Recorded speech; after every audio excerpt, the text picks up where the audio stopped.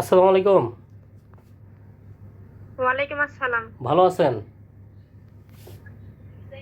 জি আলহামদুলিল্লাহ কোনো মতো ভালো আছি। আচ্ছা, কি নাম বোন আপনার? আমার নাম মোসাম্মদ সুমাইয়া আক্তার মিম। আচ্ছা, সুমাইয়া আক্তার নিম।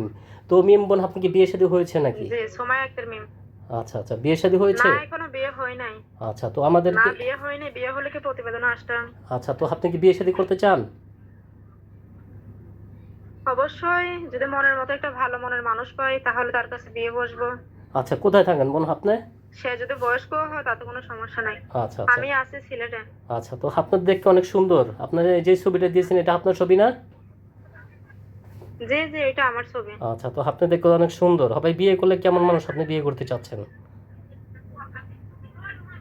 যে মানুষটা আমার বিপদ আপদে সুখ দুঃখের পাশে থাকবে, যে আমার দায়িত্ব নিবে, দুই বেলা ডাল ভাত খেতে পারলেই হবে, যে আমাকে ভালোবাসবে, আমাকে সারা জীবনের জন্য আগলে রাখবে, ওরকম মানুষ একটা চাই। আচ্ছা, তো আপনার বাবা মা নেই বোন? বাবা অন্য একটা বিয়ে করে চলে গেছে গা, মা অন্য জায়গায় বিয়ে বসে চলে গেছে গা। আচ্ছা, ভাই আমি বোন? কাছে থাকি। আচ্ছা, ভাই বোন কয়জন আপনার? ভাই বোন নাই আমার।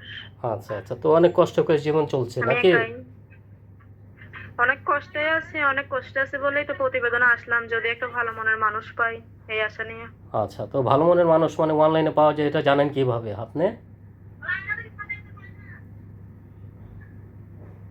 হ্যালো।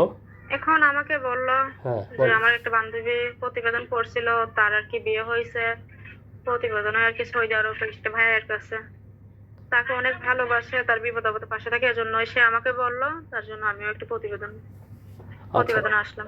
আচ্ছা, তো কোনো ভাই যদি পছন্দ করে, আপনার নাম্বার আমরা স্ক্রিনে লিখে দেবো, ঠিক আছে? আচ্ছা ওকে। আচ্ছা, ভালো থাকেন।